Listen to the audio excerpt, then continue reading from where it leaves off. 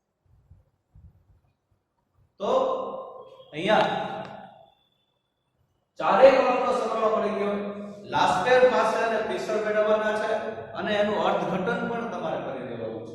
ચાલો તો ત્રણેયના સૂચકાંક આપણે મેળવશું. લાસ્ટ પેર પાસે અને પીસર.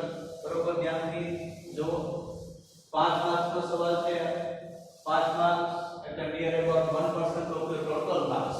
તમારા ટોટલ માર્ક્સ જે મળશે એમાંનો 1% જેવો માર્ક્સ રાઉન્ડ અબાઉટ એટલે છે કે 1% marks of the total you have got. Total તમને મળશે એમાંથી 1% જેવા માર્ક્સ અહીંયા તમને અપાવશે. તો સૌથી પહેલા છે લાસ્ટ પેરનો સૂચકાંક. લાસ્ટ પેરનો સૂચકાંક એટલે કે IL નું સૂત્ર શું? તો સિગ્મા P1Q0 સિગ્મા P0Q0 ગુણ્યા 100. આમ સમજો તો એ તમે સમજી શકો કે આ P1 અને P0 તો આપણે પહેલા લેતા હતા, ચાલુ વર્ષનો ભાવ, આધાર વર્ષનો ભાવ અને એને ગુણ્યા 100. પણ અહીંયા લાસ્ટ પેર એવું કીધું કે ભાઈ જથ્થાને પણ મહત્વ આપવું જોઈએ, ખાલી તમે ભાવને મહત્વ આપો એવું ચાલે નહીં. એટલે જથ્થાને પણ મહત્વ આપ્યું એને અને આધાર વર્ષના જથ્થાને મહત્વ આપ્યું. આધાર વર્ષના જથ્થાને મહત્વ આપ્યું એટલા માટે એને અંશ અને છેદને આધાર વર્ષના જથ્થા વડે ગુણી નાખ્યું. પણ આપણે યાદ રાખવા માટે 1000 એટલે કે 1000 યાદ રાખીએ છીએ અને PQ લગાવી દઈએ. આ રીતે આપણે કામ કરીએ છીએ. તો અહીંયા લાસ્ટ પેરનો સૂચકાંક આપણે મેળવવાનો છે. લાસ્ટ પેરનો સૂચકાંક માટે P1Q0 નો સરવાળો જોશે. સિગ્મા જ્યાં આવે ત્યાં સરવાળો. સિગ્મા એટલે સરવાળો. સિગ્મા જોઈએ છે 1480. P0Q0 1338 ગુણ્યા 100. 1480 ભાગ્યા 1338 અને એને ગુણ્યા 100 તમે કરશો એટલે તમારી પાસે જવાબ આવશે 110.612.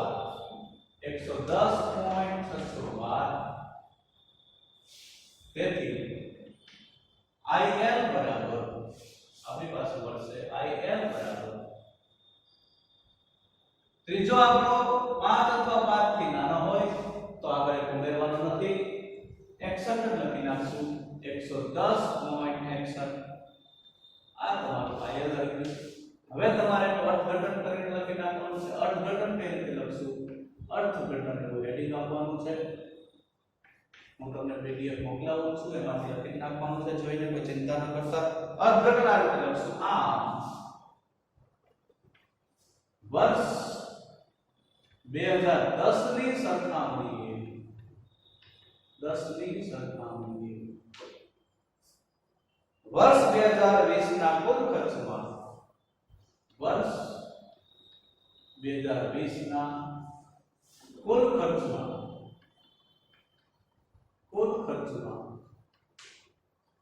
110.61 માઈનસ 100 બરાબર 10.61% નો વધારો થયો છે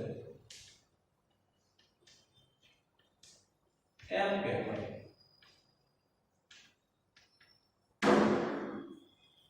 આ રીતે આપણે અર્થઘટન કરી નાખશું. આમ વર્ષ 2010 ની સરખામણીએ વર્ષ 2020 ના કુલ ખર્ચમાં મેં તમને સમજાવ્યું છે કે તમારે ટકાવારી વધારો કે ઘટાડો દેવો હોય તો સૂચકાંકમાંથી 100 બાદ કરી નાખવાના. 110.61 માંથી 100 બાદ કરીને 10.61%. આટલો વધારો થયો છે આપણે કહી શકીએ છીએ. લાસ્ટ પેરનો સૂચકાંક મળી ગયો. હવે આપણે ધીમે શું મેળવવાનું છે? પાસેનો સૂચકાંક. પાસે એટલે 1101. પાસેનો સૂચકાંક. પાસે એટલે 1101. લાસ્ટ પેર એટલે 1000. પાસે એટલે 1101. તો કે P1Q1 P0Q1 પાસે સિગ્મા P1Q1 સિગ્મા P0Q1 ગુણ્યા 100. લાસ્ટ પેર એટલે 1000 પાસે એટલે 1101. ચાલો આ બેનો સરવાળો ધીમેથી લેવાનો છે. P1Q1 નો P1Q1 એટલે શું? તો P1 Q1 એટલે 1258 આપેલો જ છે અહીંયા સરવાળો P0 Q1 એટલે શું તો P0 Q1 એટલે 1142 ગુણ્યા 100 1258 ભાગ્યા 1142 ગુણ્યા 100 એટલે 110.157 ત્રણ આંકડા લેવાના છે ત્રીજો આંકડો હવે એ તો મોટો આવ્યો અત્યાર સુધી નતો આવ્યો ત્રીજો આંકડો 5 કે 5 થી મોટો આવ્યો 7 થી 5 થી મોટા કહેવાય તો આમાં એક ઉમેરો પડશે ભાઈ તો 110.15 છે એની બદલે શું કરી નાખશું 16 5 ની બદલે છગડો એટલે 110.16 આ આપણું થઈ ગયું IP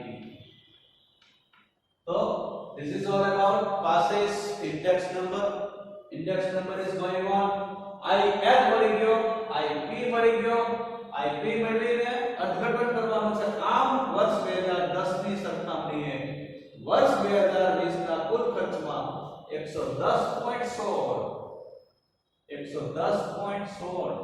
માઈનસ 100 એટલે 10.16% નો વધારો થયો છે એમ આપણે કહી શકીએ તો લાસ્ટ પેયર અને પાસે મળી ગયો એ બે મળી જાય તો ફિશર તો આપણે ખબર જ છે ફિશરનો સંબંધ લાસ્ટ પેયર અને પાસે સાથે કેવો છે તો ફિશરનો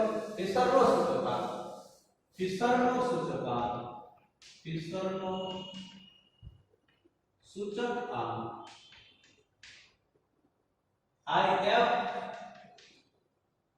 એટલે ફિશરનો સૂચકાંક IF બરાબર વર્ગમૂળમાં IF ગુણ્યા IP તો ડિરેક્ટલી આપણી પાસે વર્ગમૂળમાં બંનેના સૂચકાંકો લઈ લેશું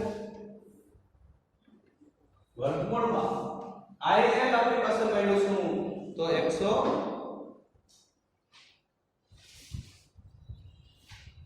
IL આપણી પાસે મળ્યું 110.61 IP એટલે પાસે 110.16 બેનો ગુણાકાર દિમેક્તિ વર્ગમૂળમાં લેવાનો છે પૂરેપૂરા આંકડા લખી નાખશું 12184.7976 12184.7976 એનો રૂટ તમે કાઢશો એટલે કે એનું વર્ગમૂળ કાઢશો તો ત્રણ આંકડા સુધી કન્સિડર કરવાનું છે મેં તમને કીધું એમ IF બરાબર 110.384 ત્રણ આંકડા સુધી કન્સિડર કરવાનું ત્યારબાદ આપણી પાસે બે આંકડાનો જવાબ લખીએ છીએ ત્રીજો આંકડો 5 થી નાનો છે આંકડો લેવાનો નહીં જો 5 અથવા 5 થી મોટો તો અહીંયા 39 થઈ જાય પણ અહીંયા 39 કરવાની જરૂર નથી કારણ કે આંકડો છે 4 છે જે 5 થી નાનો છે તો IF 110.38 આવી ગયો અર્થઘટન કરીએ છીએ અર્થઘટન આમ વર્ષ 2010 ની સરખામણીએ વર્ષ 2020 ના કુલ ખર્ચમાં 110.16 માઈનસ 100 સૂચકાંક છે એકમના માપથી પર છે રૂપિયામાં મીટરમાં કિલોગ્રામમાં કે દર્શાવતો નથી IF બરાબર 110.38 એટલું જ લખાય સૂચકાંક તો એટલું જ લખાય છે કદાચ તમને વૈકલ્પિક પ્રશ્નમાં પૂછે તો તમારે યાદ રાખવાનું છે બરાબર રૂપિયા મીટર લીટર એવી રીતે લખેલું હોય તો તમારે કહેવાનું છે કે આ વાત ખોટી છે સાચો સૂચકાંક દર્શાવવાની રીત ખાલી આંકડા જ લખવાના છે પણ ટકાવારી વધારો કે ઘટાડો તમને પૂછે તો તમારે શું કરવું તો જે તમારી પાસે જવાબ મળ્યો તો અહીંયા 110.38 જવાબ મળ્યો તો એમાંથી આપણે 100 બાદ કરશું તો 10.38% વધારો થયો છે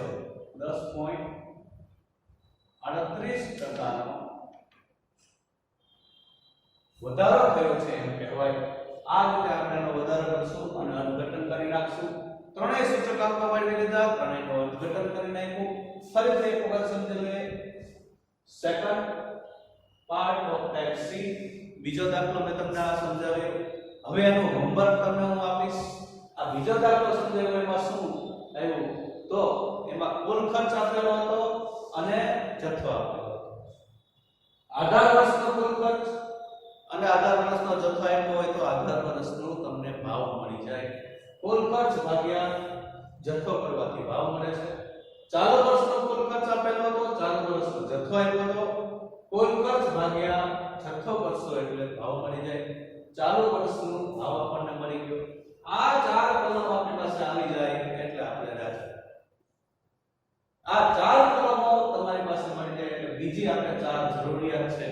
લાસ્ટ પેયર એટલે 1000, પાસે એટલે 1101. આ 1000 1101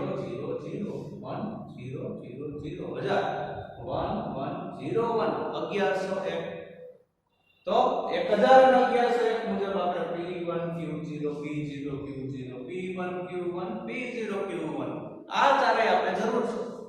આ ચારેની આપણે જરૂરિયાત છે તો એ ધીમે ધીમે આપણે મેળવી. P1 Q0 પહેલી અને છેલ્લી કોલમનો ગુણાકાર કરતા ગયા અને લખી નાખ્યું. P0 Q0 તૈયાર માથે બેસી ગયા. આપણે મમ્મી બનાવી દે જમવાનું અને તૈયાર હોય બેસી જાય. ઘરે બનાવી નહીં આપણે ખાઈ અને જે મજા આવે એવી જ મજા આવે એવું છે. આ ને આ તમારે લખી નાખવાના છે. આગળ અહીંયા લખ્યો છે 960 નહીં બરોબર. P1 Q1 પણ તમારે તૈયાર માથે બેસી જવાનું છે, તૈયાર ભાણે બેસવાનું છે. P0 Q1 એટલે શું? તો આ બે કોલમ નો ગુણાકાર હતો 39 * 3 40 * 20 45 * 3 30 આ બધું આપણને મળી ગયું. પછી એના નિમિત્તે સરવાળા કર્યા. ફરી પાછું યાદ રાખ્યું કે લાસ્ટ પેયર એટલે 1000, પાસે એટલે 1101. સૂત્ર મૂકી દીધા. ત્રણ આંકડા કન્સિડર કર્યા. જો 5 અથવા 5 થી મોટો હોય તો જ આગળ એક ઉમેરવાનો, નહીં તો તો ઉમેરવાનો અને અર્થઘટન કરી નાખ્યું અને આપણે દાખલાનો જવાબ આપ્યો. મને આશા છે કે આપને સમજાઈ ગયું હશે. બરોબર ધ્યાનથી જોજો. ન સમજાય તો વારંવાર જોવો એટલે સમજાય જાય. બહુ છે નહીં, કાંઈ સહેલું છે. Very easy chapter is going on. પણ ઘણી બધી બાબતો જોવાની છે એટલે એમાં ભૂલ ન થાય એનું ધ્યાન રાખવાનું છે. પોતાની સેલ્ફનું પણ ધ્યાન રાખવાનું છે અને બહુ બહાર નીકળવાનું નથી. આપણે જરૂર પૂરતું બહાર નીકળો અને ખૂબ જ ધ્યાન રાખો. બહારથી વસ્તુઓ લેવામાં પણ ધ્યાન રાખવાની છે અને એના જે નિયમો છે એને અનુસરવાનું છે. માસ્ક પહેરવાનું છે.